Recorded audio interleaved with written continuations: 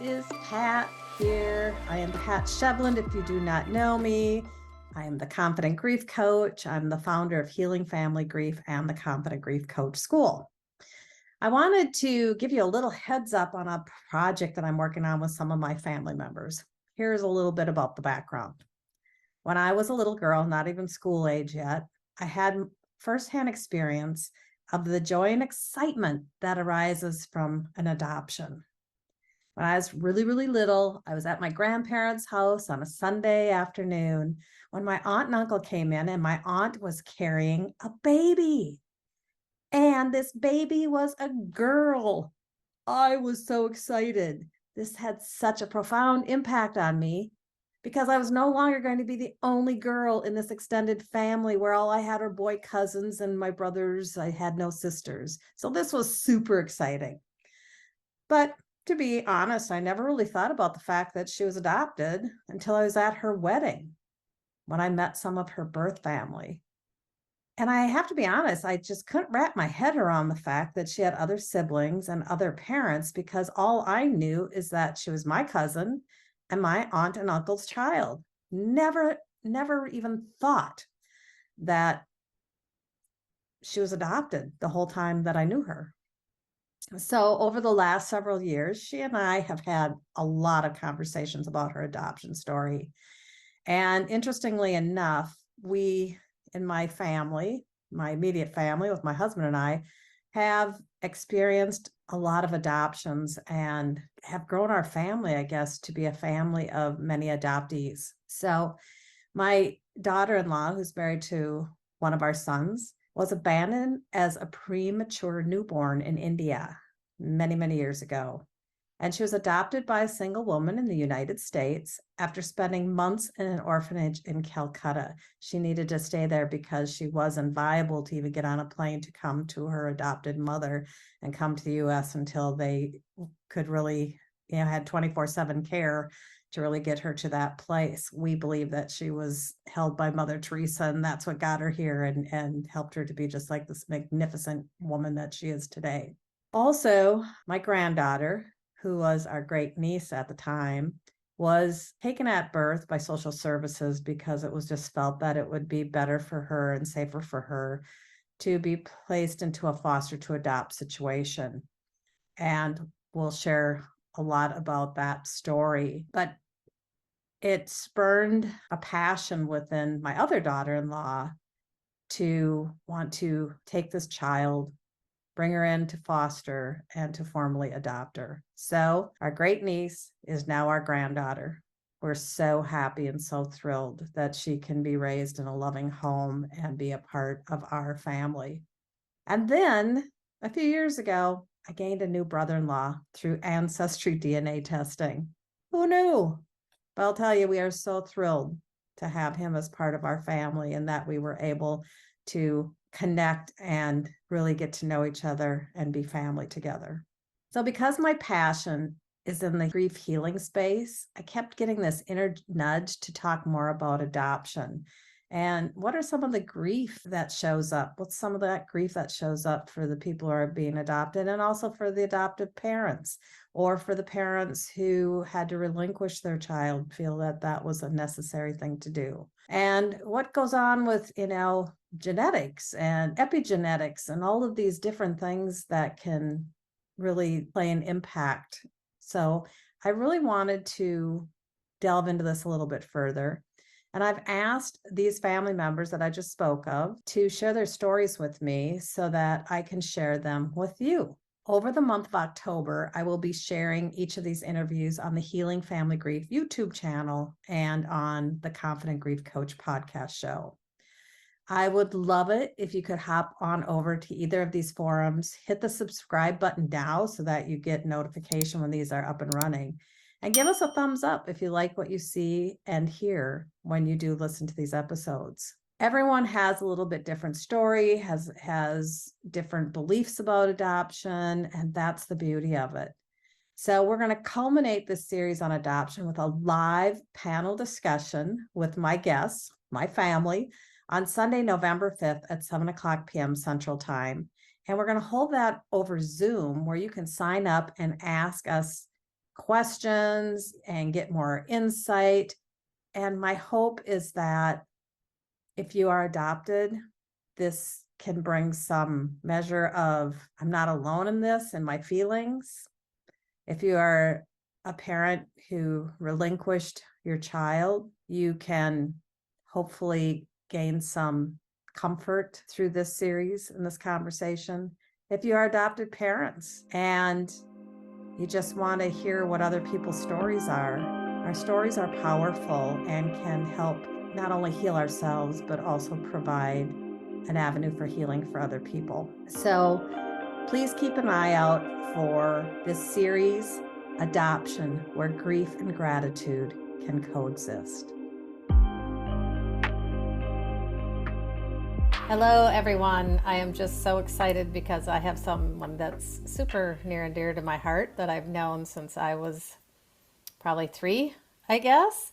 My dearly beloved cousin, Barbara, who is kicking off the first of our conversations about adoption and what it means to the adoptee, the person who was chosen to be brought into a new family, but also has experienced the abandonment of not being able to be with their birth family. So we're kicking it off. We're going to do a whole series about this, and then we're going to have a culmination of it with the whole panel of all the people that I'm doing individual calls with. So excited to do this, and I'm honored, my dear Barb, that you are kicking this off, because you and I have had lots of conversations about this over the years, for sure. So do you want to just tell everybody just a little bit more about who you are and who you are today, and then we'll dive into, your birth and adoption story. But just tell us a little bit more about you. Okay, my name is Barbara DeMers. I am married. I have 2 adult children and a grandchild, my first grandchild on the way. I have been a hairstylist for more years than I even like to say. For 43 years, I've owned a salon for 12 years. I've also been interested in energy medicine. I've studied and I've been doing energy medicine since 1998.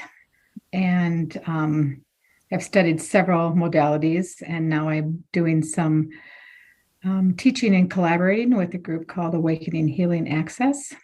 I also am doing Akashic record readings, and that's kind of me in a nutshell, as they say. In a nutshell, yes, In a nutshell. yes. So, yes, hairstylist extraordinaire. This energy work, I just wanted to chat a little bit about that, because I'm sure a lot of that came from, everything that you experienced, whether you do it or not, to come into energy healing and that type of work. And you were one of the pioneers in the area where we live. Not many people were doing that. So, what was like your first step into energy work? What kind of drew you to it? What drew me to it? Well, I was it was after my mother passed away. I had a client, a hair client that I was seeing, she was a family therapist, and she also started doing energy work. So she started telling me about, she was doing this energy work stuff where she studied Reiki. And I was kind of like, at the time, I had never heard of anything like that. And my first thought was like, she's weird. That doesn't even, like, whatever, weirdo. Like, I just kind of like, I didn't know what it was. I didn't understand it. And, so I just kind of cast it aside. But she kept mentioning it to me, that it might be something that would be helpful for me through my grief. And then I started on that synchronicity thing, where all of a sudden, every place I went, she was there. I went to get gas. She's pumping gas across from me. I'm in the grocery store. I turn the corner and there she is. I mean, like literally it was in 1 week, I think I saw her every day. So finally I thought, what? Fine. Okay. Uncle, I give up. I'll go see her. So I made an appointment to see her. And before I saw her, then I had another one of our friends, another mutual friend of ours, whose mother had passed away shortly after my mother had passed away. And they found, her and her sister found a medium. And at the time, I had no idea what a medium was, but she called me up. She goes, "We found a medium. Do you want to go with us because she can talk to our dead mothers?" And so I'm like, yeah, sign me up. Like, sure, let's do that. So the three of us made an appointment to go see this medium, which was like literally a couple days after I had made the appointment to go see this gal who did the Reiki. So I went and saw the gal who did the Reiki. And we talked for a while, and I got on the table and she's doing this energy work on me. And at one point she grabbed my hand and she held my hand and she said, "Oh, just as I suspected." She goes, "You're a natural born healer." Mm-hmm. And I'm like, I remember opening my eyes and going, "What? Like, what's that?" Like, I don't even know what you're talking about. So anyway, I left, and the appointment was relaxing, and it was my first experience with energy work, and I still thought it was kind of weird. I really didn't know what was happening. Well, then a couple of days later, I went with my two friends, and we went to see this medium. And of course, I went first because we were all afraid because we didn't know what any of this was. So we sat down, and she said to me, she goes, "Oh, your life is about to drastically change, don't you?" She said, "You're a natural born healer." And I was like, oh, geez. And I'm like, what the heck? How come this is two people in 1 week that have said this to me? And I don't even know what that means. What is that? So anyway, I continued to see both of them for quite some time. Actually, I still see the medium gal. And the other gal is a good friend of mine now. And shortly thereafter, I did, like, as I started to learn more about energy work, it was like, I know this makes sense. I get this. It totally was something that I could relate to. When I actually didn't do Reiki right away. I studied and became certified healing touch practitioner. And then I did some Reiki, and I studied pranic healing, and I've just done a lot of training and education and energy medicine and Well, it's like it unlocked. I mean, it was like it was all there. It just like unlocked the key. The key was you are an energy worker. It was almost like that was the key that you needed that your psyche needed to hear to, like, okay, and then it just unlocked, and that's so beautiful. Right.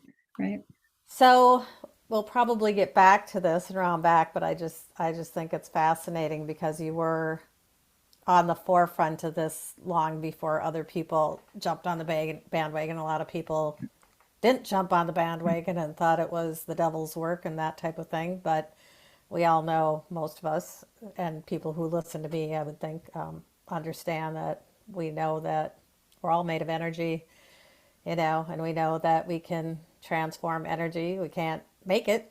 We can't get rid of it. We can't create it. We can't destroy it, but we can transform it. And that's what energy work is all about. And that's where healing occurs at the most basic level, when you can get to those root causes. So speaking of root causes, share as much as you're comfortable with, Barb, because I know this can be a sensitive topic for anybody who's sharing their story, but as much as you would like about your story, your birth and adoption story. Well, I was adopted. I am an adoptee. I was adopted when I was 6 months old. I was in an orphanage from sometime after birth until my adoption. I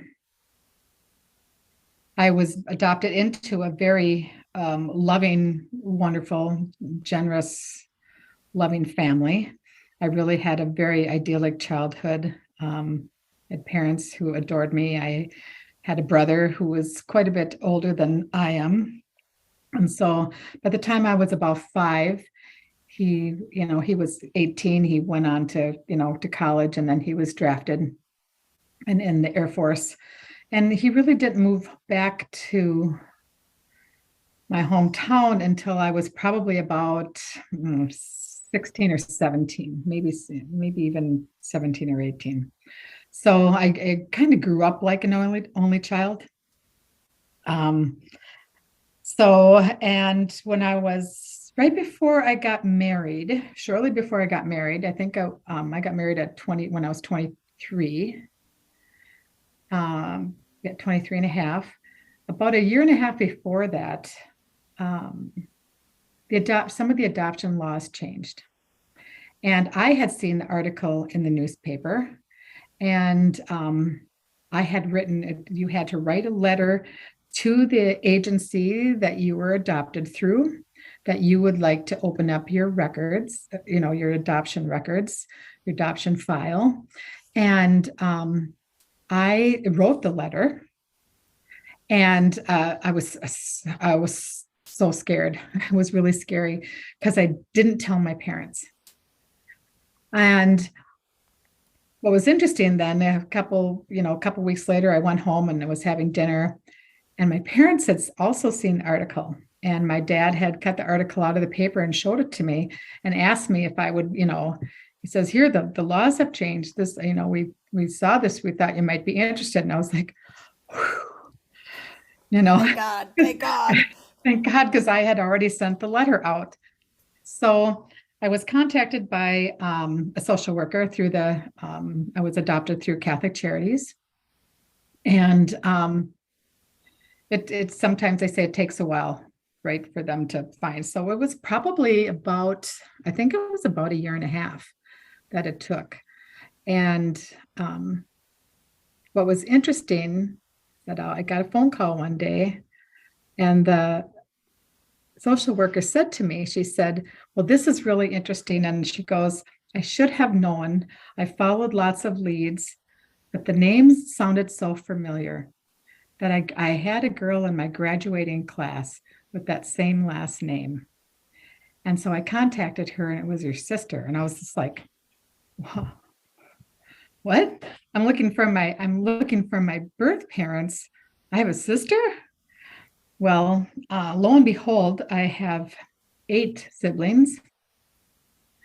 And so it was right before I got married. I got married in January, and this was like the end of November, beginning of December is when I got the call. And it just happened to be my birth mother did not live in the state at the time, but she felt a very strong call to come back to Minnesota. And she came back to Minnesota literally just a couple of days before the social worker called my sister. Wow. So I met her, and that was probably the beginning of December. We met at a Perkins, and we started at breakfast, and we stayed till way after lunch. I think we were there for probably about 5 hours or so. Wow.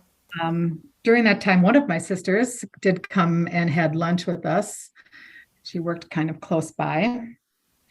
And then it was shortly, maybe about 2 or 3 weeks after that, that I met the whole family. I think it was maybe shortly after Christmas or around New Year's that I met everybody else.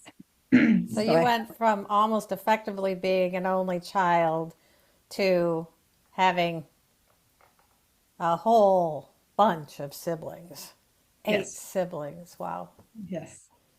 Yeah. So my birth father was deceased. My birth mother is now also passed, but my birth father actually passed away about 2 weeks before I was born. He was alcoholic and a diabetic, which is not a good combination. And that is not why I was put up for adoption, or the last three of these siblings that I have, there's three of us actually that became wards of the state when we were born, because my birth parents did not have custody. All my other siblings were in and out of foster care. So we just became wards of the state when we were born and put up for adoption. And of course, adoption back then looked a lot different than it does now. My adoptive family waited, I think, like over 7 years for me. They had to, of course, my family went through Catholic Charities, and so my birth family and my adoptive family were both Catholic. And they used to match eye color, hair color, and also nationalities. So we have a lot of the same, Irish and German, Danish and French. And, my parents were Irish and German. So. Luxembourger. Oh, excuse me. I'm kidding. That was what Dad, my father and her dad were siblings, and my dad used to always go, "You're Luxembourger," and it's like, well, we're really right next door to each other, so Yeah, right. Tomato, tomato. That's right.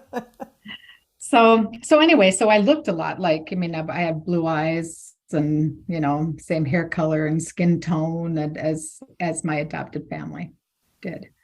So people would often say that, that I looked like, this must be your mom, and I would always notice that smile on her face, because I'm sure that was something that, really warmed her heart.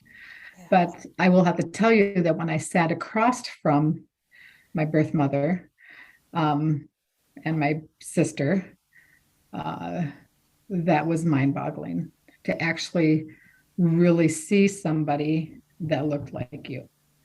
It was like, I remember when my sister walked in the door, I almost I don't know, it was just really strange. Is she the one that, yeah, you two look really, really similar to each other? Because, yes. And we've shared this story many times, but at your wedding, I remember looking up and I'm like, because Barb came into our family at 6 months of age, and I remember going to our grandparents, and my aunt and uncle had this little baby, and I was so excited because I was the only girl out of all the boys of the cousins in my family. And there was a little girl, and I was like so excited that there was another girl in the family. So I never thought about, it was never thought about, adoption or how you came into the family or any of that kind of stuff. I mean, I was what, 3, I suppose. I think there's 3 years difference or whatever, however old. And so I didn't think anything of it, and, it just wasn't a thing that we thought about. And then I was at your wedding, and then this woman, your sister, and I looked and I'm like, oh my God, she's like the spitting image of Barb. And it was like weird for me. It was almost uncanny, because it's like, I just don't, wow, that's like,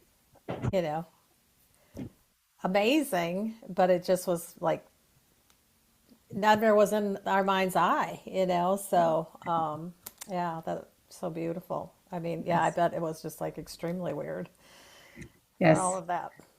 So my siblings did come to my wedding. My birth mother did not. She did not feel that it was her place. She said, this is the time for your mother, for your parents to embrace. And she actually left town a couple of days before the wedding. Wow. So she didn't come, but my siblings did were there. So yes, I think that was kind of interesting for everybody. Yeah. It's so special. I mean, when you think about, I shared with you that, and I'll be interviewing my brother-in-law, but my mother-in-law had a child that is my husband's half brother. And I always thought about, after I found out about that, how my mother-in-law I'm sure she thought about Tim 24/7. I'm sure that every day she thought about him because this, again, he was given up at birth and was in an orphanage for 6 months, and didn't get acquainted with his birth family until he was like in his 50s. But I just also for the adopted child, but also for that mother, because we know that tethering, you're a mom, I'm a mom, that I think that tethering never gets it from it's like this energetic umbilical cord that never gets cut off. It's always there. And so wow, what a powerful thing for your mom to do, to step back when I'm sure all she wanted to do was spend time. Right. Yeah. Yeah. That's beautiful. It was my birth mother and my adopted mother did meet. This is rather poignant, and it always brings me to tears. They met at my father's casket, my adopted father's casket. It was at his wake that she came to the wake, and she met my mom at the side of the casket, and it was beautiful. They embraced and they thanked each other, and it was quite a poignant moment that I'll never forget. So, and they interacted a couple other times, after that. But my birth mother did not live around in the state, she didn't live in the state, so she wasn't around a lot. And my mom died my adopted mom died 10 years later. So by the time my birth mother moved back to Minnesota in her later years, my mom was already gone. So wow. So you have had an extraordinary life filled with grief, filled with trauma, filled with abandonment, filled with extraordinary love, compassion, the both ands of all of it, right? So I'm going to start out with first, because I always like to start out with the positives in life. What are the greatest gifts that you feel were bestowed upon you being the adopted one, the chosen one? Well, that's always a very interesting question.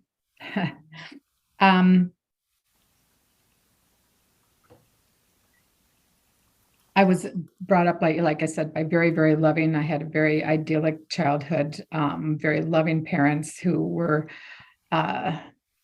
just, I don't want to say I couldn't do any wrong, but, it was just a very positive, experience. I wasn't spoiled with material things, but I was definitely spoiled with love and attention and affection.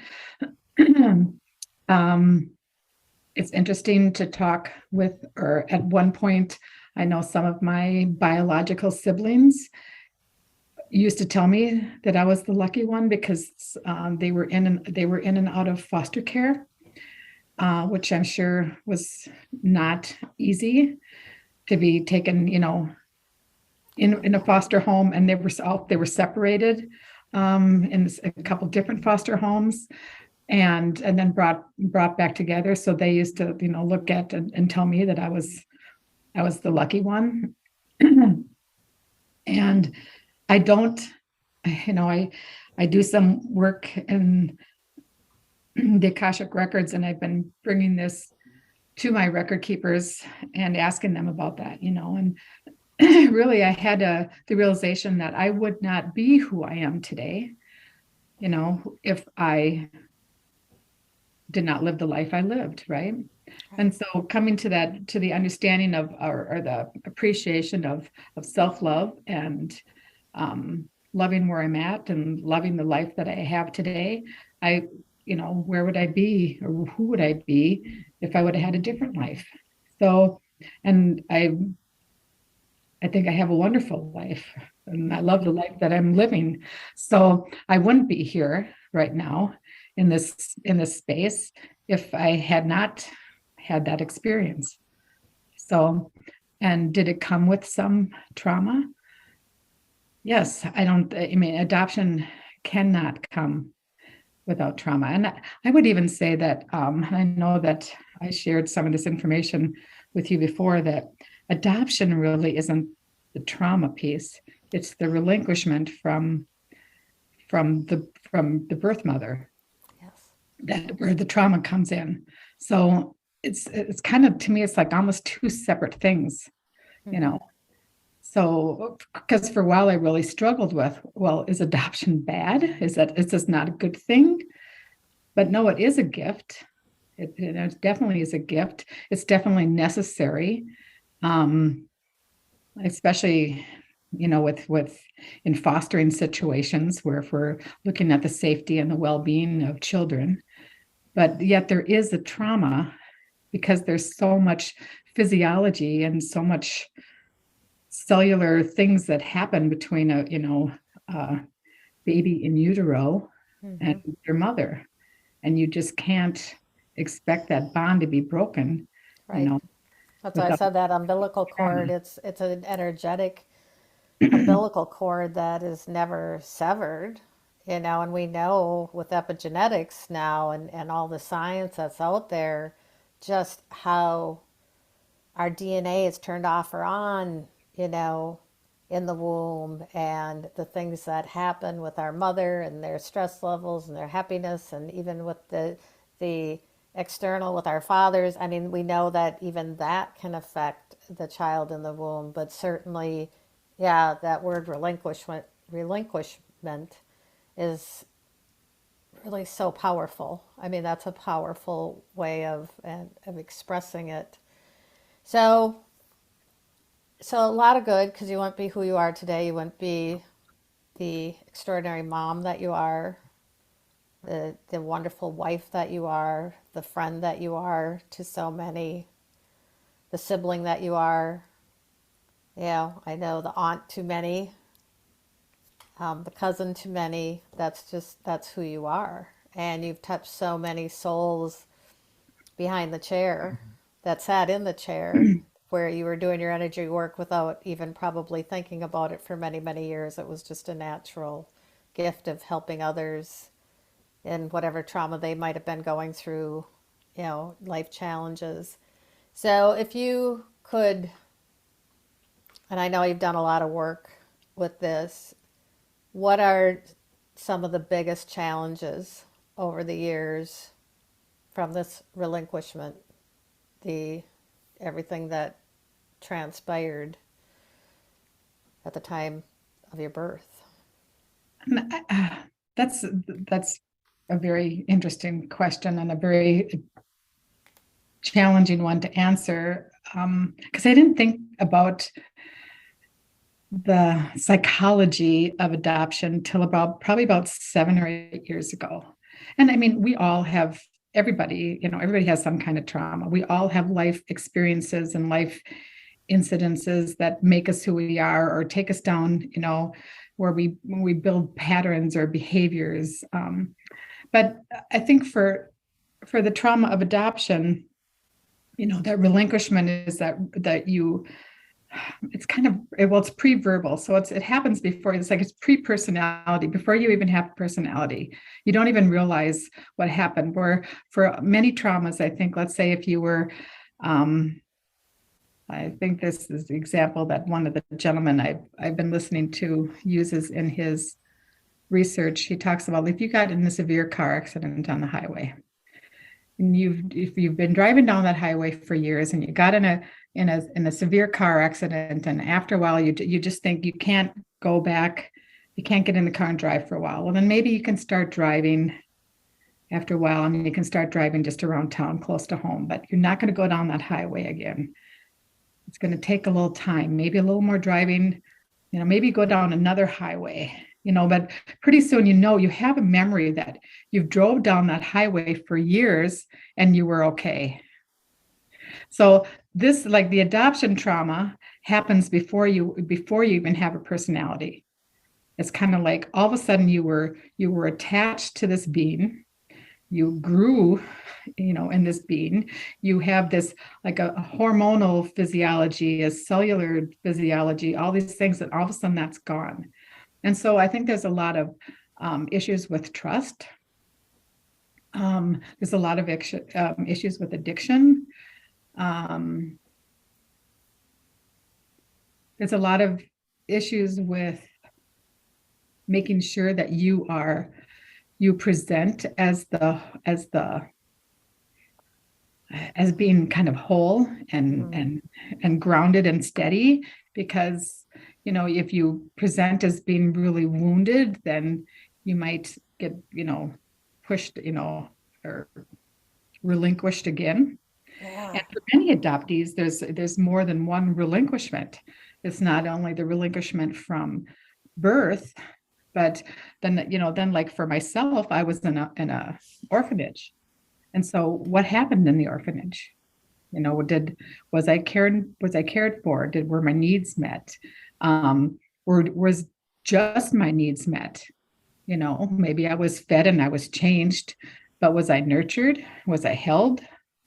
And so now I just lost my train of thought. So those are the kind of things that you have to, there's relinquishment number 2, being moved out of the orphanage and into a new home. So here I am, again, being relinquished from something that became familiar for 6 months, which in the life of a baby is, like a whole lifetime, right? Yeah. So, and you think that they can't be remembered, but these are very ingrained things. So yes, you can't really recall them and say, oh yes, I remember. Well, it's survival or it's a survival instinct. So the lack of trust, the ability, the addictions. And when you talk about addictions, we're not just talking, addictions to, chemicals and that type of thing. It can be a lot of different things. It could be food. It could be shopping. It could be addiction to love of another person. There's just so many different, we probably all have some pattern of addiction within us, but this is like, it's there in survival. It's survival because dang it, I wasn't taken care of. I was given up. And then even in the orphanage, one thing that I thought about too is you might have had a caregiver in the orphanage that just bonded so much to you. It could be the other way too, right? Right, exactly. And then all of a sudden, boom, you're ripped out of that person who, out of their arms to, so yeah. So then why wouldn't I be ripped out of somebody else's arms? Yeah. So there's a lot of, and I think some of that addiction comes from that need to kind of self-soothe. Yeah. And yes, and so there's a lot of walls that get put up because I'm, why should I even get close to you? You're going to leave anyway. Yeah. And so that's where that presentation of having to be that really sturdy whole person, so that the person isn't going to leave. So, and even my husband said that to me a couple of weeks ago when we were talking, because he was listening along with me as I was listening to some YouTube video about adoption. And he goes, you think you have all this trauma. He goes, but you're the most whole person that I've ever met. He goes, that's why I married you, because and I'm like, that is what I present to you so that you could marry me. It doesn't mean that I believe that or feel that on the inside. Yeah. So. Wow.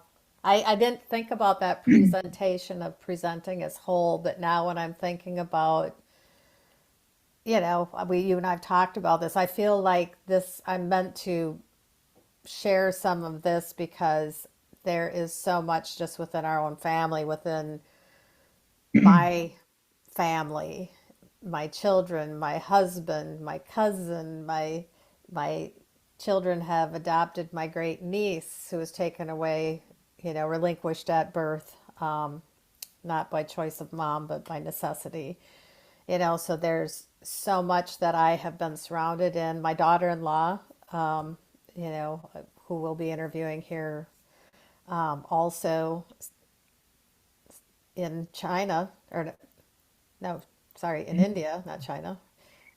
She's when she did her DNA, it was like part of the Chinese Asian and then the Indian Asian, so that's what messed me up. But she too, 6 months or 5 months or whatever that she was over there as a premature baby, and then all of a sudden you're put in somewhere else, and I see that. I see that being that presentation of I'm whole, I'm strong, and but I've also have gotten to know my family pretty well too, that I can see the glimpses, but they don't come out for very long, right? Because that's a behavior, it's a survival. I think it's just a survival instinct, right? That any being on this earth would be doing the same.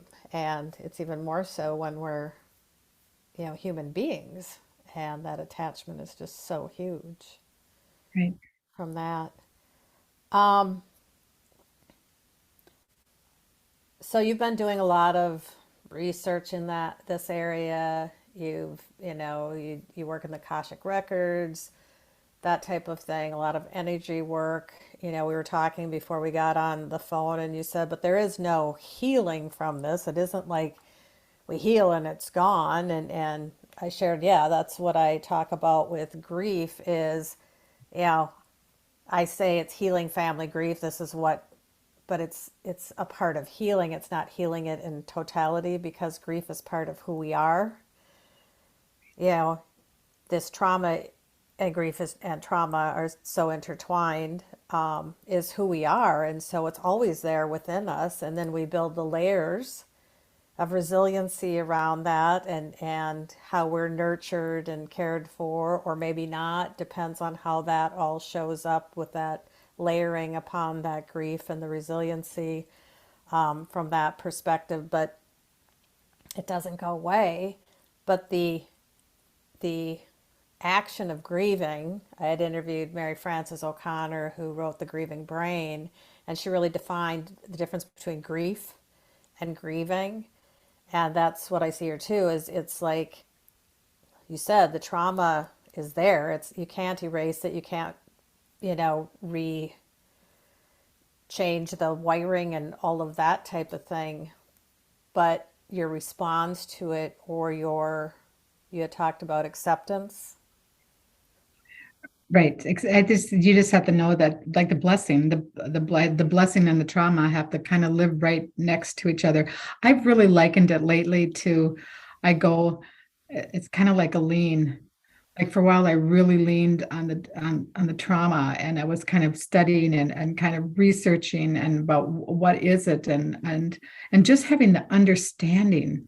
Like, there's some things I've read and listened to that, like, I literally gasp out loud. Like, when I learned that it was like a pre personality, trauma, and I was just like, oh my God, that makes so much sense. Like, I get it now, and then there's the times when I lean really far into the blessing and it doesn't seem like a trauma at all. Like, because I've done so much healing work and really working on that aspect of self-love and self-acceptance and self-compassion. And that, and it's trying to find that balance between that leading, where the trauma and the blessing really live right next door to each other. Mm-hmm. They're connected, and they stand together. They Yeah. coexist beautifully together, knowing that sometimes you're going to lean and things will show up that'll go, whew. And then other times the lean is, gosh, it really hasn't been in my mind's eye because there's so much good stuff going on, right? Right. It's a Right. flow. Beautiful. It's Yes. like that infinity symbol, right? And it meets in the middle. Right.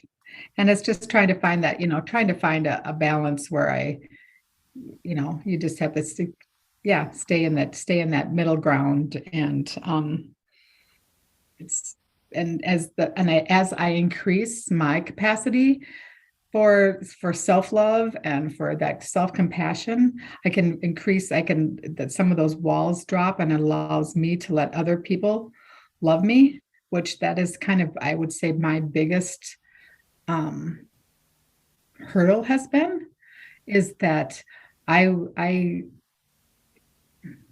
like to exude and I like to love and caretake a lot of people, but I kind of like to keep everybody a little bit at arm's length. Like, you can love me from right over there and not any closer. And as I'm increasing my capacity for self-love, some of those walls are really dissolving, and I'm allowing that more love to come in, and then that can get to be really scary for me. And even I've been married for 38 years, and even with my husband, and our relationship has really grown and changed. And over the past, I'll even say over the past year. And sometimes he almost gets giddy about it. And then that's when I'm just like, you're laughing at me. And I shut it down. And he's just like, and I can see the confusion in his face, where it's just like, I'm not laughing at you. I'm like ecstatic that I'm joyful. I'm joyful. And he can feel more that I don't want to say an even exchange, because it's not what it's about, but he can, a deeper connection, and he gets, joyous. And then I just like, that just kind of makes me want to, but I'm learning to read. I'm like, okay, it's okay. It's okay. It's okay, Barb. So having children,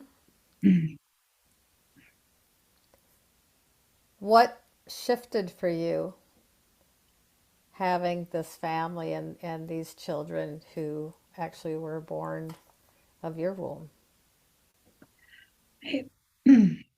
I always wondered if it's as weird for everybody as it was for me. I just thought it was like I couldn't believe it was mine. Yeah. Just like, I don't know. It's really hard to explain. But I just couldn't believe that it was, that they were mine. And not that you have ownership over children, but yet I feel that I was bonded very well, which was, I know that some mothers don't have, some people have a harder time bonding, but I spent a lot of time, they slept like literally. I think both of my children were kind of colicky, and literally slept on my chest for months. Yeah. So that was I'm so excited for you and this grandchild who you get to meet, because I told you before we got on this recording that it's inexplicable. You can't explain this type of love that you have when you have grandchildren. And I think, when I'm thinking about it now as you're talking, it is such unconditional love that they give us. And we're able to flow to them because we really don't have responsibilities around it, right? It's just a pure form of, and when we're feeling lacking in love, maybe there's a woman I know that I have volunteered at grief camp for 10 years with, and their son died when he was like 14, and of course, absolute devastation and trauma. And then a few years ago, they had a grandchild, and her friend also was a bereaved parent, and they call their grandchildren little heart healers. Little heart healers have taken the broken hearts and brought them back together. And I imagine that will be the same for you also with yours. So So, do you work with people and help them, like in what you do? Is that something that you have a desire, to share more or? I've been trying to figure out what that would look like, to be honest with you. And I think I think the awareness about adoption or relinquishment, because I seem to have, I'm like you, like literally, I think I know more adopted people or people who have adopted children, um, then it's just they just seem to come out of the woodwork. They're kind of all over in my circle. And I think just building awareness that these kids do have trauma. I think many of them do really struggle. I do know a few people who have adopted children from other countries, and that's been huge. They don't have the genetic mirroring. Even that the smells, as for an infant, the smells, the sounds, and because that's the sense of smell is something that is one of the first, really one of the strongest senses for an infant. And so, coming to a different country, that sounds different, that smells different is really huge for these kids.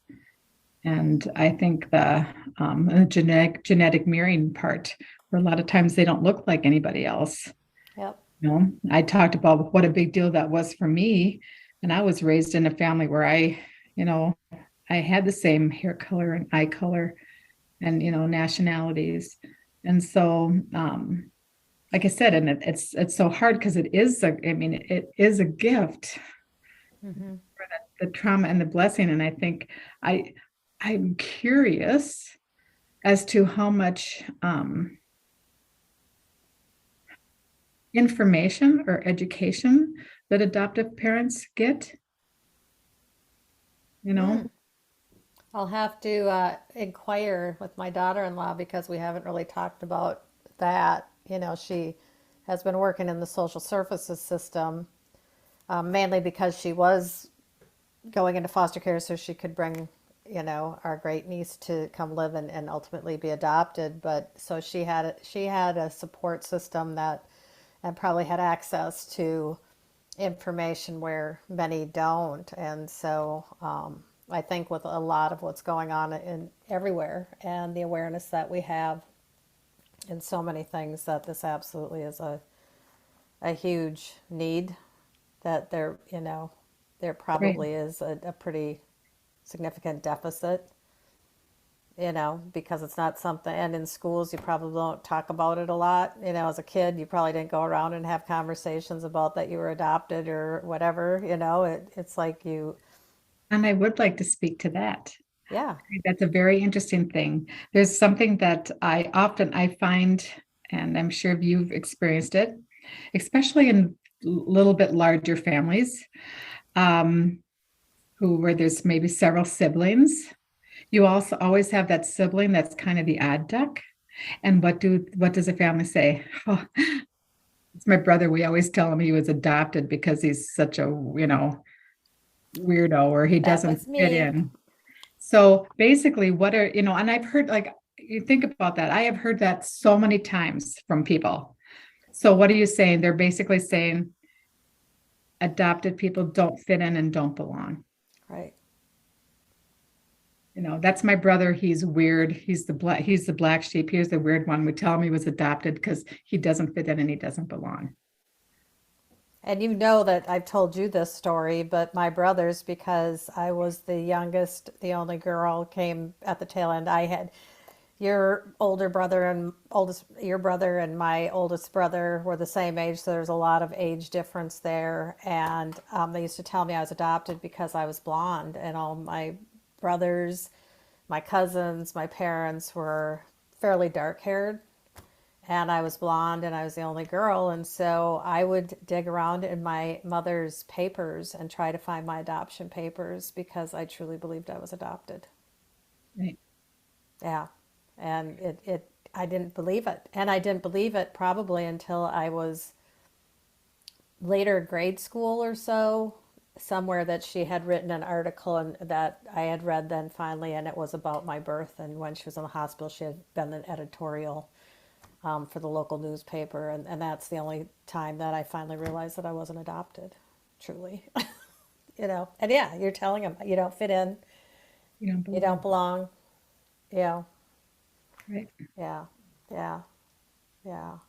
Well, this has been super amazing conversation. So I'll share your information in the show notes so that people can find you out there on social media. And is there one last thing that you would like to end with? Anything that is on your heart to share?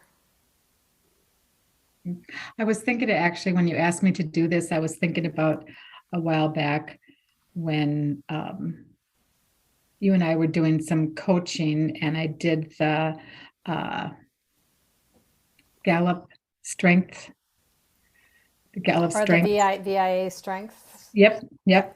And my number one strength was connection.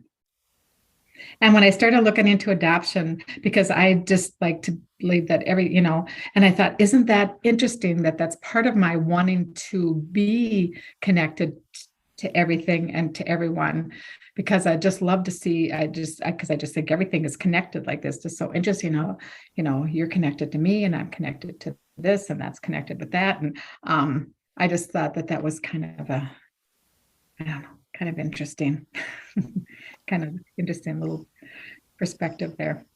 Yeah. So anything else? Last thing I'd like to share, that if anybody, I'm open to talking or chatting with anybody about adoption, about their feelings about adoption. And What is the best form for them to reach you? probably you could go through my website, and it sends me an email. So they would drop any information there. I can reach out and connect to them. Do you want to just give your website right now? And like I said, I'll put it in the show notes. It's my name, so it's www.barbaraDeMers.com. Beautiful. And we'll have that in the show notes. So thank you, my dear you. cousin, sister, soul sister. This was amazing. So everybody else, keep an eye out. We'll be having more of these, and we'll have Barbara back on when we do the panel discussion later on. Thank you. Looking forward to that.